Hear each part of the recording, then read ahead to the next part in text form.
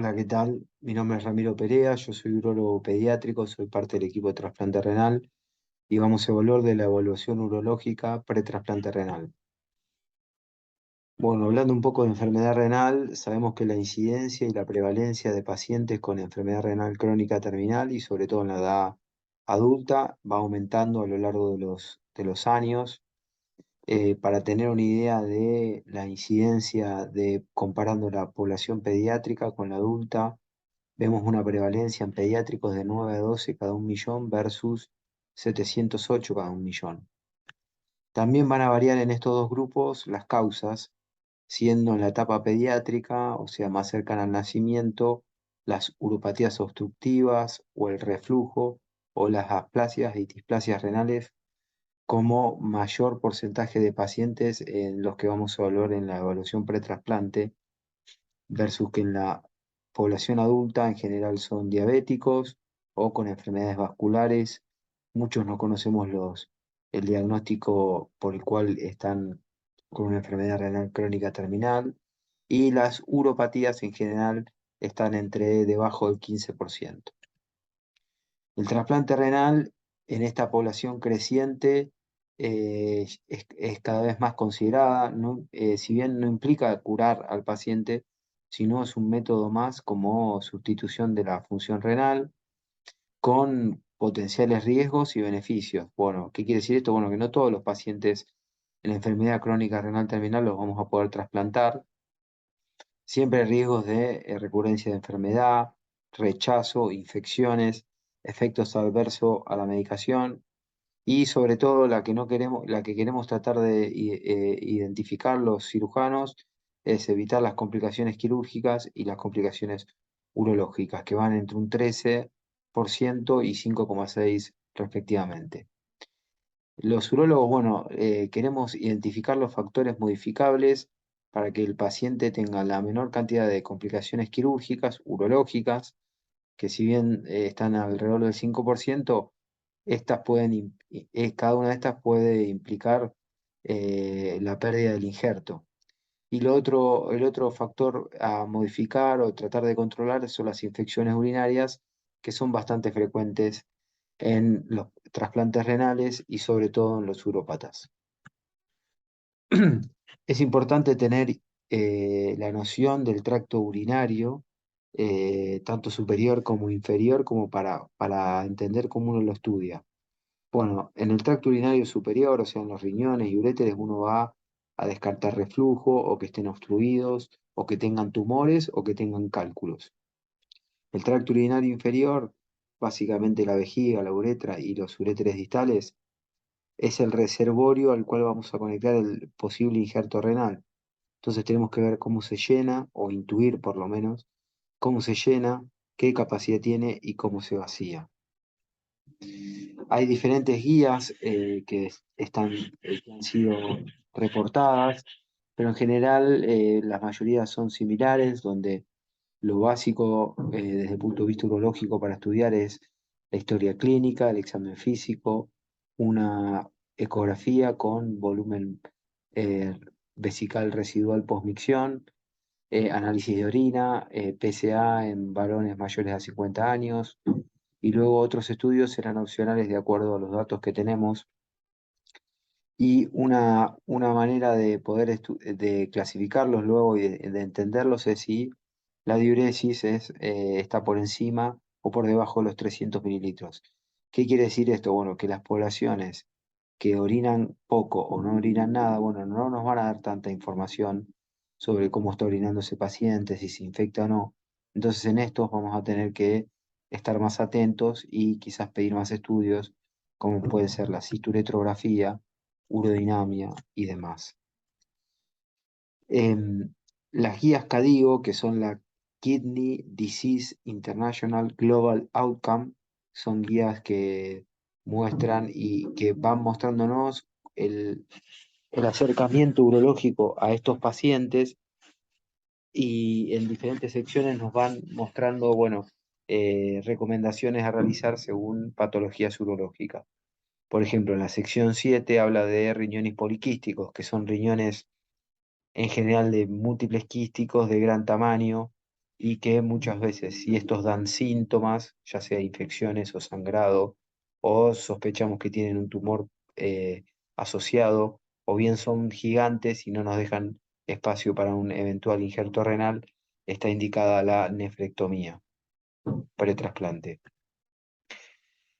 También esta sección nos sugiere cuándo consultar con un urólogo especializado en trasplante renal, cuando hay antecedentes de tumores urológicos, infecciones urinarias recurrentes, disfunciones miccionales, pacientes con reconstrucción del tracto urinario con ampliación de vejiga, u ostomas, litiasis o alteraciones anatómicas urológicas que encontramos ya sabidas o que encontramos en la ecografía. La cistoscopía para screening de carcinoma de vejiga se va a recomendar en pacientes con alta exposición a ciclofosfamida o fumadores. La nefrectomía pretrasplante para candidatos pediátricos estará indicada en pacientes poliúricos o proteinurias que se asocian a hipoalbuminemia. Pero hablando un poco como de cosas más básicas, bueno, la idea es entender la cabeza del urólogo cuando va a ver un paciente. Bueno, lo primero que tenemos que hacer es ver los antecedentes del paciente, la causa de la enfermedad renal crónica, sobre todo si tuvo infecciones urinarias a lo largo de su vida, el control de esfínteres o si en algún momento presentó incontinencia de orina, si tuvo cirugías urológicas, trasplantes previos o cirugías abdominales, qué diuresis actual tiene el paciente, cómo se dializa, si hay antecedentes de litiasis, constipación, diabetes, neuropatías periféricas o anomalías vasculares. Con respecto al examen físico, veremos bien el peso, la talla, el BMI, la nutrición del paciente, el estado nutricional, el abdomen, si tiene cicatrices, si tiene hernias, hidrocele, los accesos vasculares que tuvo, también las cicatrices a nivel yugular, subclavio o femoral, las fístulas que tuvo, revisar bien los genitales, eventual tacto rectal, em, y también buscar ostomas tanto intestinales como urinarios. Como estudios, bueno, el principal y el más básico que realizamos en todos es la ecografía abdominal y renal y vesical. Es ideal tratar de hacer la vesical pre y postmiccional para ver si el paciente luego de orinar deja residuo y nos indicaría un posible mal vaciado. La cistulometrografía en general la realizamos en la mayoría, sobre todo en pediatría y también en adultos, bueno, primero porque nos la solicitan desde INCUCAI como parte de la evaluación pretrasplante, aunque cada vez tratamos de pedirla menos, ya que es un estudio invasivo y en general las guías internacionales no la ponen como un estudio básico a pedir, sino ante algún dato que no nos cierre, sospechando alguna alteración urológica o de mal vaciado. El PSA se pide en mayores de 50 años y mayores de 45 con antecedentes familiares. Tomografías, resonancias o medicina nuclear la pediremos en aquellos pacientes que nos dejan alguna duda la ecografía o sus antecedentes o el examen físico. Para evaluar cómo está orinando el paciente, bueno, primero saber la diuresis, si es oligonúrico, anúrico o mantiene una diuresis normal. Tratar de ver cómo vacía la vejiga y cómo vacía el intestino, la ecografía antes y después de orinar, también preguntándole sobre el chorro miccional, antecedentes también es importante, y va a quedar la flujometría y la urodinamia como estudios específicos a solicitar en aquellos pacientes que nos generen sospecha de disfunción clara. Yendo a un algoritmo más artesanal que tenemos en el cruce, bueno, básico es historia clínica, antecedentes, examen físico y ecografía. Luego, la cistulometrografía también como un estudio que tienen que saber que se lo realizan la mayoría de los pacientes. La cartilla miccional quedará para aquellos pacientes que nos generen dudas, lo mismo que tomografía, resonancia o centellograma. Si acá no aparece ningún dato negativo o algo que nos haga sospechar en una alteración del tracto urinario o un mal vaciado, le daremos el apto al trasplante renal. Ahora, en aquellos pacientes que encontramos, por ejemplo, reflujo o gran dilatación que nos haga sospechar obstrucción, proteinuria, hipertensión y en aquellos pacientes que se infectan, Bueno, quizás tenemos que decidir sacarle las unidades renales nativas con nefroureterectomía, o bien tratarle el reflujo en forma endoscópica, o bien aislando esa unidad renal con una ligadura del uréter. En pacientes con alteraciones de disfunción vesical, aparecen aquellos pacientes con vejiga neurogénica ya conocidas, como puede ser mielomeningocele o válvula de uretra posterior, que son aquellos chicos que nacen con una válvula tapándole la uretra y tapa todo el tracto urinario inferior ya desde la etapa prenatal. Cuando hay una alteración a nivel de la anatomía vesical, cuando hay un alto residuo postmiccional, cuando hay incontinencia o cuando es un urópata que no tiene diuresis, a todos estos pacientes le hacemos urodinamia o videourodinamia, que es combinar la urodinamia con estudio radiológico en el mismo momento en rayos. Si encontramos algo patológico, hacemos tratamiento tanto médico como quirúrgico, o bien muchas veces hacemos lo que se llama una derivación urinaria, que es hacer un ostoma urinario, una vesicostomía, sobre todo, o una ureterostomía, para sacar la orina hacia afuera de ese tracto urinario y quizás por cuestiones que el paciente no puede esperar tanto para recibir un trasplante renal, darle el apto con la vía urinaria derivada. Si hay patología tumoral, también tendremos que tratar y según la patología también tendremos que esperar. Entonces, la conducta del urólogo puede ser desde dar el apto urológico para trasplante o indicar tanto antes como durante o después una nefrectomía, una ligadura del uréter, corregir el reflujo, tratar médicamente las disfunciones o realizar reconstrucciones de la vía urinaria grandes, como puede ser una ampliación de vejiga o un reservorio, o indicar cateterismo intermitente limpio, o hacer una vesicostomía y demás. También es importante, y sobre todo en los urópatas, el seguimiento urológico post-trasplante. La nefrectomía, que en diferentes series está reportada en 2 al 20% de los pacientes que se trasplantan, bueno, se va a indicar que a la vez se indica cada vez menos, pero se sigue indicando en pacientes con hipertensión refractaria, proteinuria refractaria, poliuria de mal manejo, reflujos que se infectan, obstrucciones que se infectan, cuando hay tumores, cuando hay riñones poliquísticos complicados o ciertas nefropatías. El acto quirúrgico en sí de la nefroureterectomía, bueno, se prefiere en general que sea laparoscópico o por vía retroperitoneal, pero también mínimamente invasiva. Lo ideal es hacerlo antes del trasplante y la morbilidad ha ido bajando a lo largo de los años del 40 al 6% y la mortalidad del 11 a menos del 1%. También se puede hacer durante el trasplante, pero bueno, esta vez sobre todo en los adultos, implica mayor número de tiempo, complicaciones, sangrado y mayor incisión. Con respecto a las disfunciones vesicales, que son esos pacientes que ese reservorio urinario, que generalmente es la vejiga, vacía mal o se llena mal, bueno, vamos a hacerle estos estudios urodinámicos. Según también cómo esté el estado general del paciente, la edad que tenga, el peso, el estado clínico, las cirugías que tuvo antes, la diálisis, la diuresis actual, la adherencia posible, por ejemplo, a un cateterismo o a una cirugía grande.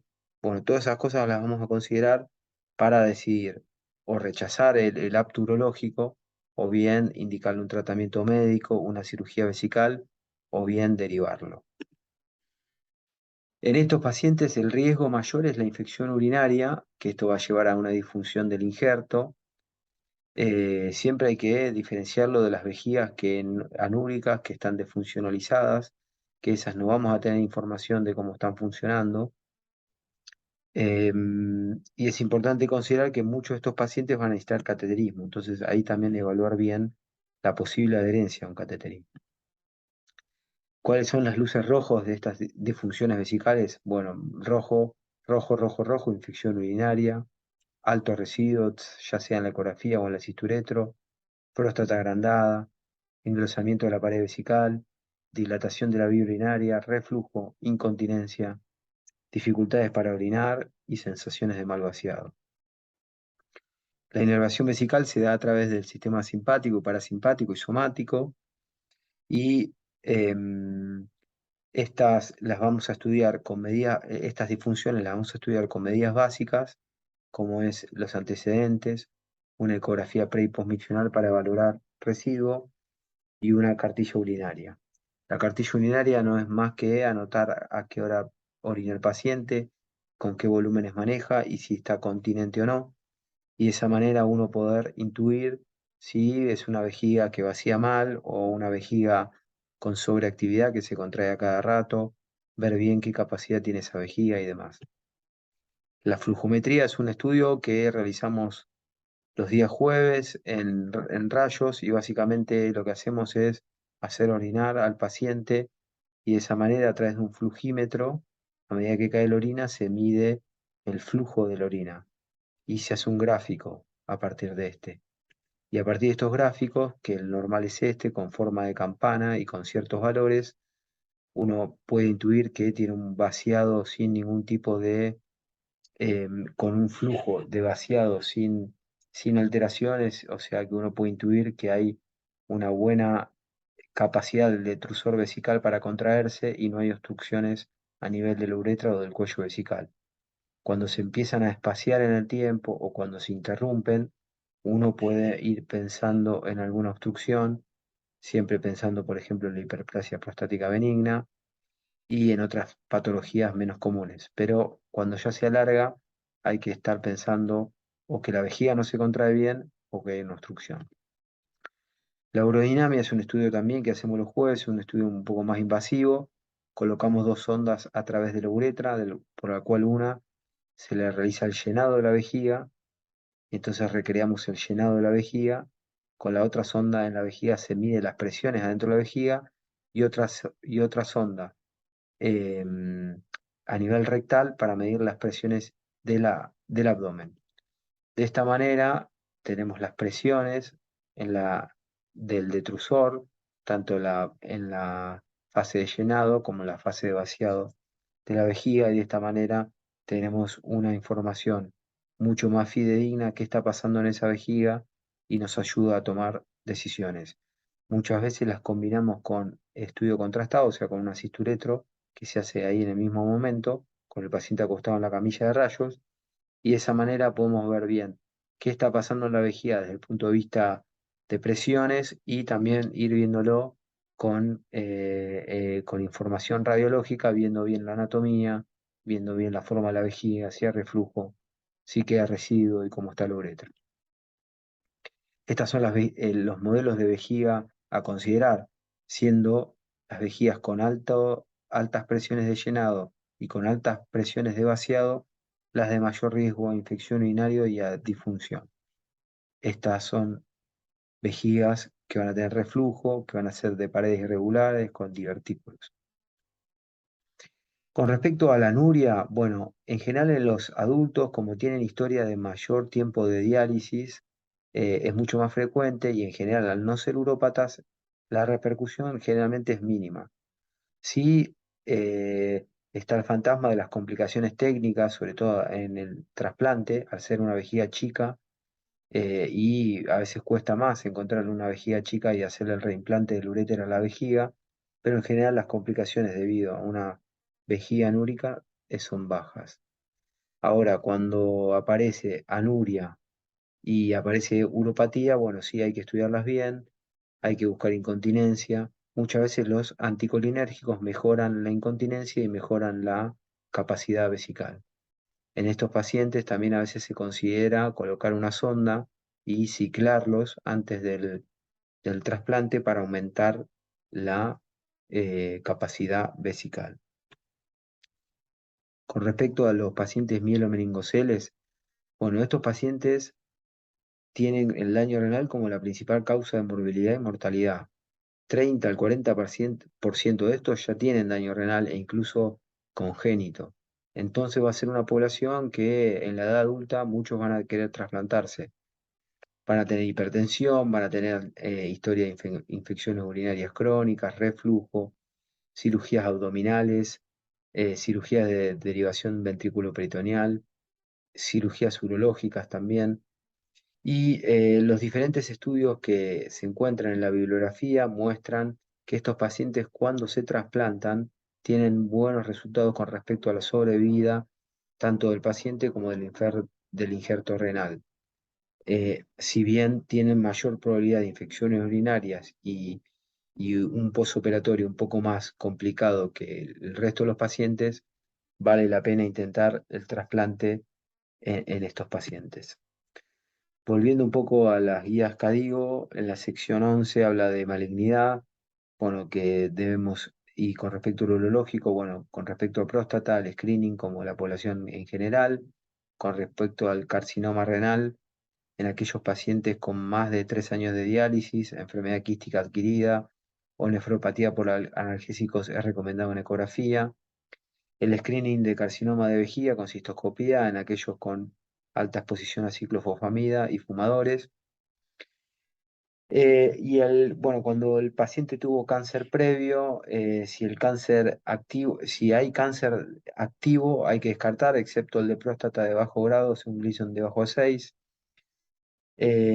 Cuando un tumor tratado no hay que esperar para poder dar el ok para trasplante, o bueno, lo que sugieren en pacientes con cáncer de células basales, no metastásicos, melanomas in situ, carcinoma renal menor a 3 centímetros, sea de próstata con Gleason menor a 6, carcinoma in situ, cáncer de vejiga superficial y cáncer de tiroides folicular o papilar menor a 2 centímetros con histología favorable. El resto también está especificado, ya sea cáncer de mama, colorectal, en general, la espera que hay que tener libre de enfermedad post tratamiento es de mínimo 2 años y algunos hasta 5 años. Bueno, muchas gracias. Acá dejo por si quieren acceder a la bibliografía utilizada para la clase y estamos dispuestos en el equipo de trasplante para cualquier duda y asesoramiento, ya que estos pacientes van a seguir apareciendo y como han visto, la población con necesidad de trasplante va a ir aumentando, así que la clave es trabajar en equipo. Muchas gracias.